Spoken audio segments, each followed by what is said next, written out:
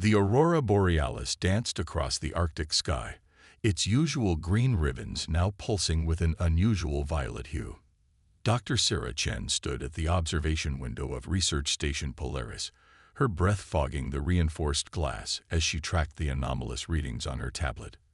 For 3 weeks, the quantum fluctuations had been growing stronger, defying every known law of physics. Dr. Chen, you need to see this. Marcus Reynolds, the station's lead technician, burst into the observation room. His dark face was illuminated by the glow of his holographic display. The signal pattern, it's changed. Sarah followed Marcus to the main research lab, their footsteps echoing through the metal corridors. The station, built in record time after the first anomalies were detected, housed the world's most advanced quantum detection equipment. And right now, every single sensor was lighting up like a Christmas tree. Look at this frequency pattern, Marcus said, pulling up a 3-dimensional visualization. It's not random anymore. These peaks and valleys, they're forming a structure. Sarah leaned closer, her dark eyes reflecting the holographic display.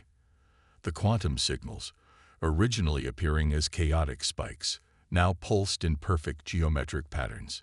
It's like it's waking up. The intercom crackled. Dr. Chen, Colonel Hayes requests your presence in the command center. Priority 1. In the command center, Colonel Alexandra Hayes stood before a wall of monitors, her silver hair pulled back in a tight bun. 20 years in the Air Force hadn't prepared her for anything like this. Doctor, please tell me you have an explanation for what's happening 3 kilometers beneath us. Sarah shook her head. The energy signature is unlike anything we've ever encountered. But these new patterns, they're not natural formations. Someone or something built this. Built what exactly? Hayes asked, though her tone suggested she already knew the answer. A beacon, Sarah replied.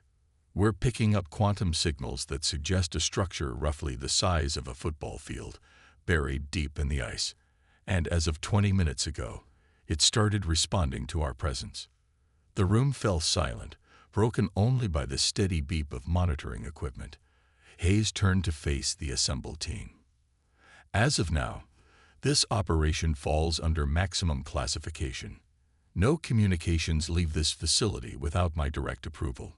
Before anyone could respond, every screen in the command center flickered simultaneously. The quantum signal spiked, and a new pattern emerged in the holographic display. It's a DNA sequence, Marcus whispered, staring at the scrolling data. Human DNA. Sarah's hands flew across the nearest console. The beacon isn't just active. It's scanning us. And it's finding something familiar. Hayes moved to the emergency protocol station. Could this be first contact? No, Sarah replied, her voice filled with wonder. This is more like coming home. The next 48 hours transformed Station Polaris into a hive of activity. Teams of scientists and military personnel worked around the clock, analyzing data and preparing for what would become humanity's greatest expedition. 3 kilometers below, something waited, something that recognized human DNA and was gradually powering up systems that had lain dormant for millennia. Sarah stood in the preparation room, securing her environmental suit. The drilling team had finally reached the outer chamber of the structure, and she would be among the first to enter. Hayes approached, already suited up except for her helmet. Remember, the colonel said, at the first sign of danger, we pull back. We're making history here, but I won't risk lives unnecessarily. Sarah nodded, checking her equipment one final time. The descent would take 30 minutes in the specialized elevator they'd constructed alongside the drilling shaft. 30 minutes to reach something that could rewrite human history. As the elevator descended through layers of ancient ice, Sarah reviewed what they knew. The structure was approximately 50,000 years old, yet it contained technology far beyond current human capabilities. It responded specifically to human genetic markers, suggesting whoever built it was either human or had intimate knowledge of human biology. And most intriguingly, it seemed to be waiting for something. The elevator slowed, and through the reinforced windows, Sarah caught her first glimpse of what lay buried beneath the ice. Smooth, dark surfaces reflected their lights, geometric patterns etched into walls that seemed to absorb shadow itself. The structure didn't look alien. It looked like something out of humanity's most ambitious dreams. "My God," Hayes whispered as they stepped onto the excavated platform. "It's beautiful." The beam of Sarah's light played across surfaces that seemed to shift color under illumination. The air, despite being trapped for millennia, was perfectly breathable according to their instruments. As they moved deeper into the structure, lights began to activate automatically, revealing corridors that seemed designed for human use. They reached what appeared to be a central chamber.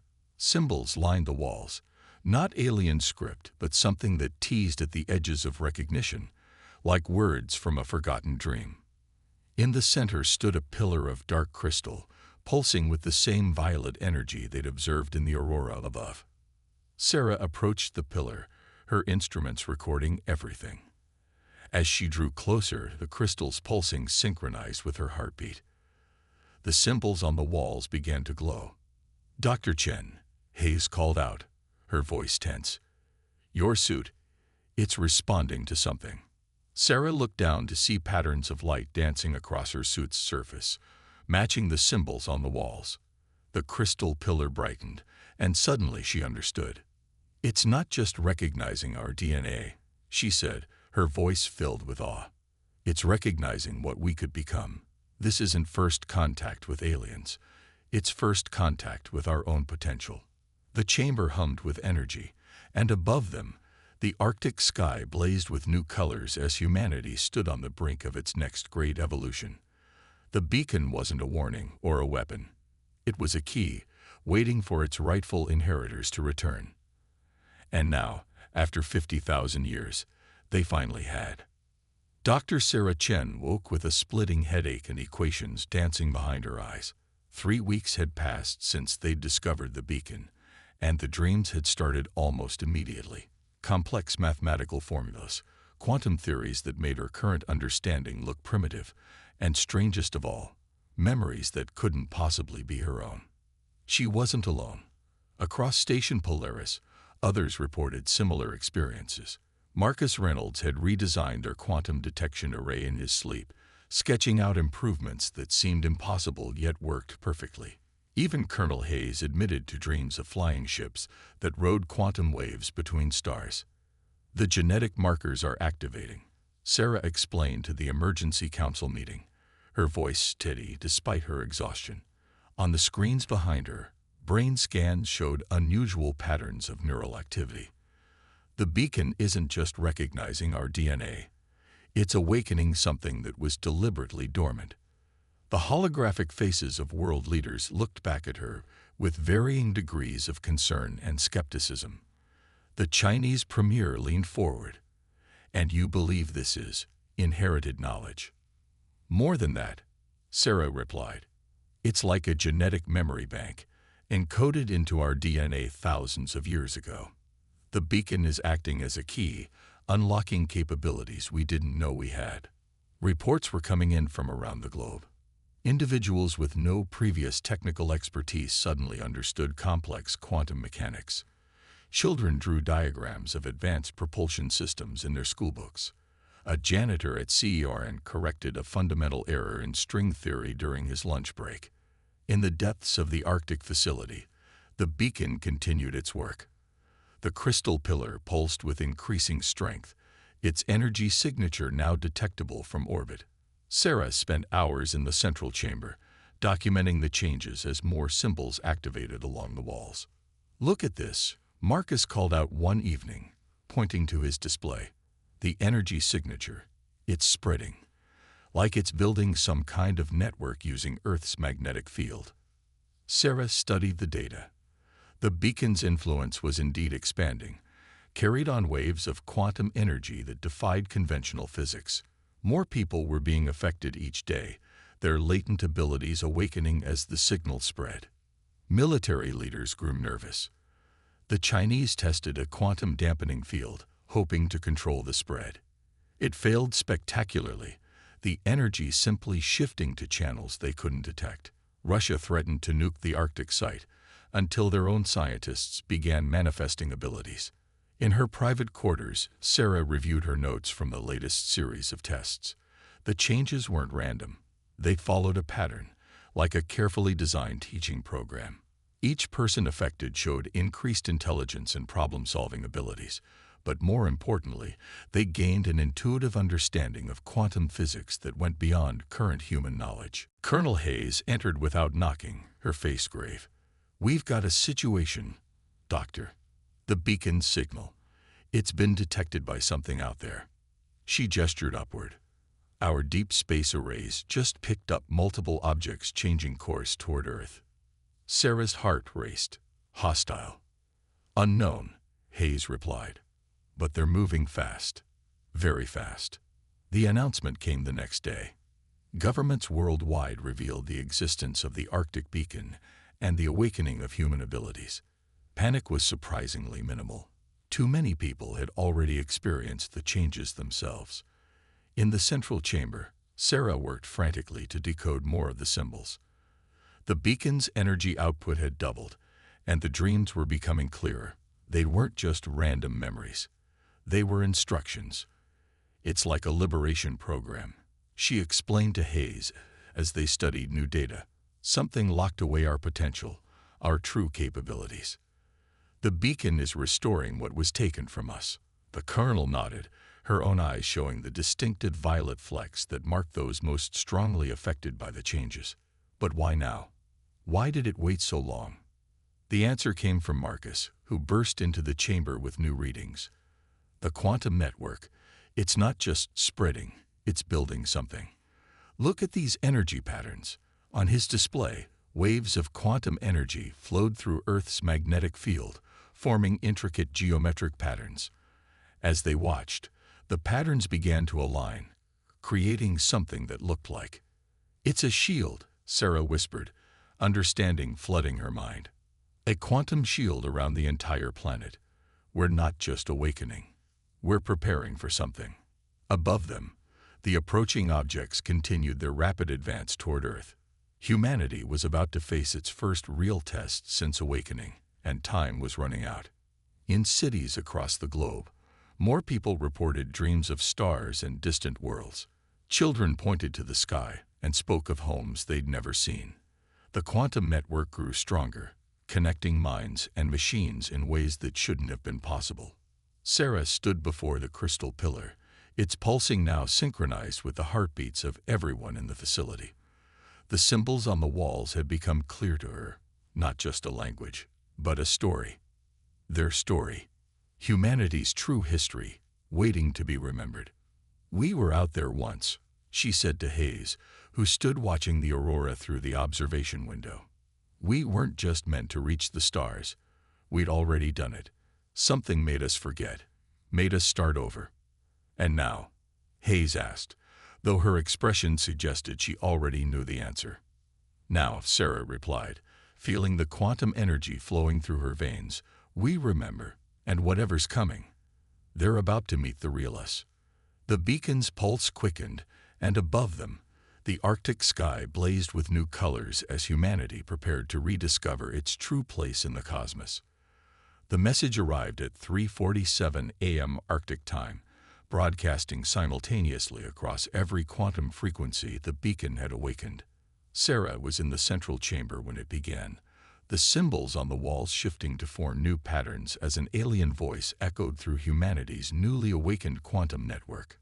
"Children of the ancients," the voice spoke in perfect thought forms that transcended language. "The suppressors approach. We are the preservers, and we come to warn." Within hours, new ships appeared in orbit, sleek vessels that rippled with the same violet energy as the beacon. Unlike the approaching forces, these visitors made no attempt to hide. They came in peace, but they came with urgency. The Preserver delegation materialized in Station Polaris's main conference room, their forms shimming with quantum energy. They appeared almost human, save for the subtle violet glow in their eyes and the geometric patterns that shifted across their skin. "We have watched and waited." Their leader, who called herself Echo, explained to the assembled human representatives. The beacon's activation was meant to be gradual, allowing your species to awaken slowly. But the suppressors detected it too soon. Sarah sat beside Colonel Hayes, her mind racing to process everything. The suppressors, they're the ones who made us forget, who buried our potential. Echo's expression darkened. 50,000 years ago, humanity was among the most advanced species in the galaxy. Your quantum technologies, your understanding of consciousness and reality, it frightened the older races. The suppressors led a coalition to limit you. They forced us back to the Stone Age, Hayes said, her voice tight with controlled anger. Not entirely, Echo replied. They couldn't completely erase what you were, so they buried it in your genes, to be awakened when the time was right, when you were ready to defend yourselves. The quantum network hummed with shared emotion as this revelation spread across the globe. Humanity had not evolved from primitive beginnings. They had been forcibly reduced, their civilization reset by fearful enemies. How long do we have? Sarah asked, already running calculations in her mind. The suppressor fleet will arrive in 3 weeks, Echo answered. They come to deactivate the beacon and suppress your awakening once again. But this time, you have us. And more importantly, you have begun to remember. The next days passed in a blur of activity. The preservers shared technology and knowledge. But more importantly, they helped humanity understand the changes already happening within them. The quantum network wasn't just connecting them, it was restoring their original capabilities. In labs and research centers worldwide, awakened humans worked alongside preserver scientists. The crystal pillar in the Arctic became the template for new devices, quantum technologies that felt familiar even as they were being reinvented. It's not just memory, Sarah explained to Hayes as they watched a test of the new quantum shields. It's like our DNA contains compressed data, the sum total of our ancestors' knowledge. The beacon is just unpacking what was always there. The shields themselves were beautiful, geometric patterns of pure energy that could deflect any known form of attack. But they were just the beginning. As more humans awakened, more knowledge emerged from genetic memory. Marcus coordinated the global defense grid from a new quantum control center. Each shield generator synchronizes with the Earth's magnetic field. He demonstrated, his hands dancing through holographic displays. The entire planet becomes one integrated defense system. But the suppressors weren't just coming with weapons. Echo warned that they would try to reactivate the genetic locks, to force humanity back into unconsciousness. The race was on to secure humanity's awakening before they arrived. In orbit, the first of Earth's new quantum ships took shape, built with restored knowledge and preserver assistance. They weren't just weapons platforms. They were expressions of humanity's true technological heritage, elegant vessels that could ride the quantum currents between stars.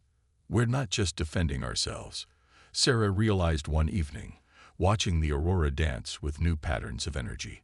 We're reclaiming who we were meant to be.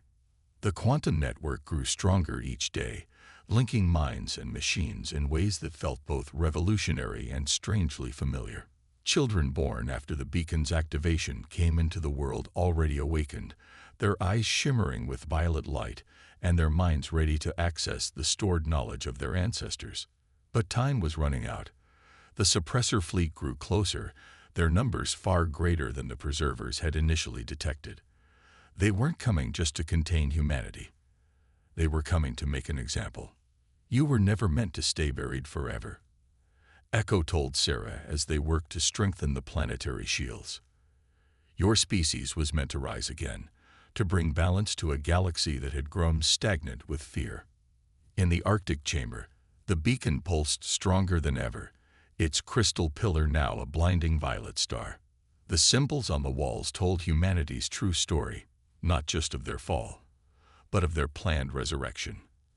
As the first signs of the approaching suppressor fleet appeared on long-range sensors, humanity prepared for a fight that had been 50,000 years in the making. This time, they would not forget. This time, they would not fall. The quantum shield rippled around the Earth like a soap bubble made of starlight, and in every human heart, an ancient fire began to burn. The suppressor fleet dropped out of quantum space like a storm of dark stars, their ships black against the void and numerous beyond counting. Earth's quantum sensors registered over 10,000 vessels, each one larger than anything humanity had ever built. Until now. Sarah stood on the bridge of the Aurora, Earth's first quantum battleship, watching as the tactical display showed the enemy's approach. The ship hummed around her, its systems responding to her thoughts through the quantum network that now connected all awakened humans. "They're broadcasting," Marcus reported from his station, his fingers dancing through holographic controls. "Standard ultimatum. Power down the beacon, submit to genetic suppression, return to our natural state of development." Colonel Hayes, now Admiral Hayes of Earth's Quantum Defense Force, smiled grimly. "Send our response." The Aurora's quantum core pulsed, and a simple message rippled across space. The battle began moments later. The suppressor fleet launched their first wave, thousands of automated attack drones designed to overwhelm planetary defenses. They crashed against Earth's quantum shield like rain against a window. "Shield integrity at 97% and holding," Marcus announced. The genetic memories were right. Their weapons are powerful, but predictable. They haven't innovated in 50,000 years. Sarah watched as the combined Earth defense fleet moved into position. 300 ships, each one built with restored knowledge and crewed by awakened humans. They looked tiny against the vast suppressor armada, but numbers weren't everything. "All ships, execute Aurora Protocol," Hayes commanded. The Earth fleet divided into geometric formations that mirrored the patterns on the Arctic beacon's walls. Quantum energy flowed between the ships, linking them into a single coordinated system. As the suppressors launched their second wave, humanity revealed what they'd remembered. The Aurora led the counterattack, its quantum drive bending space in ways the suppressors had forgotten were possible. Sarah felt the ship respond to her thoughts, moving with impossible grace through enemy fire. Around her, other Earth ships did the same, their crews linked through the quantum network, moving with perfect coordination. "They're trying to access the genetic locks," Echo warned from her position at the quantum communications array. "Their primary weapons aren't physical.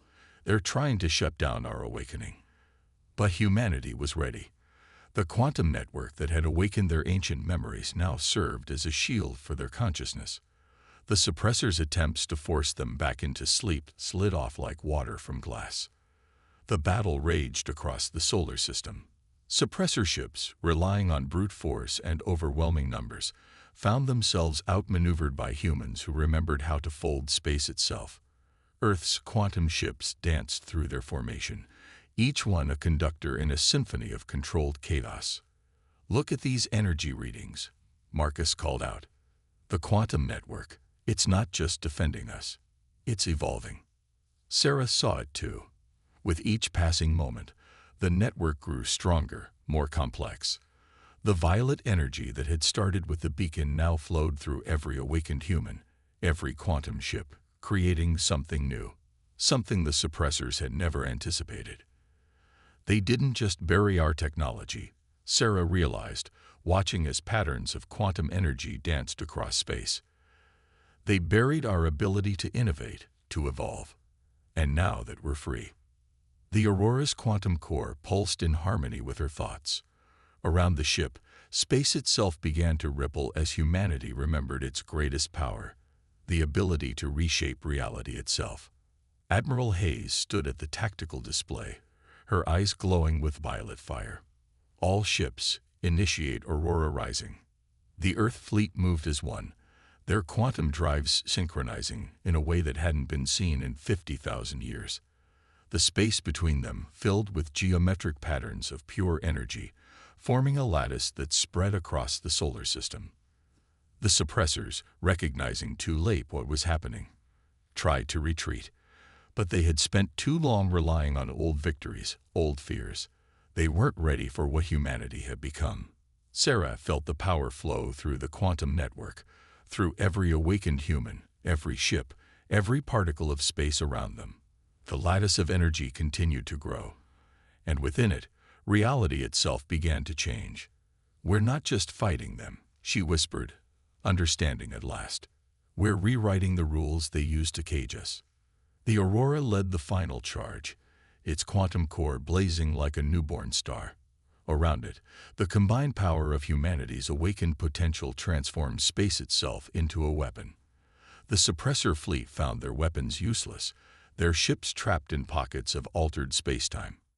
"They're sending a new message," Marcus reported, his voice thick with emotion. They're asking for terms." Admiral Hayes looked at Sarah, then at Echo, who nodded slowly. "Tell them our terms are simple," Hayes said. "Humanity takes its place among the stars, not as children to be controlled, but as equals to be respected." The battle that had begun 50,000 years ago was ending at last. Above Earth, the quantum shield rippled with new colors as humanity's true potential blossomed. They had not just defended themselves, they had evolved beyond what they once were. In the Arctic chamber, the beacon's crystal pillar pulsed one final time and went quiet. Its work was done. The knowledge it contained had been fully awakened, and humanity would never sleep again. 3 months after the Battle of Sol, Sarah stood in the newly constructed quantum assembly on Earth, watching representatives from 1,000 worlds gather to witness humanity's formal return to galactic society. The great hall hummed with quantum energy, its crystalline walls shifting with patterns that told humanity's story, from their ancient heights to their suppression and triumphant return. The suppressor fleet, or what remained of it, hung in orbit under the watchful eyes of Earth's quantum ships. Their leaders, stripped of their power, but not their pride, waited to face judgment for 50,000 years of enforced ignorance. "It was never about protecting the galaxy from us," Sarah explained to the assembled representatives, her voice carrying through the quantum network that now spanned multiple star systems. "It was about maintaining control through artificial limitations." The evidence was undeniable. In the weeks following the battle, humanity had discovered the truth in the genetic memories they'd recovered. The suppressors hadn't acted out of fear.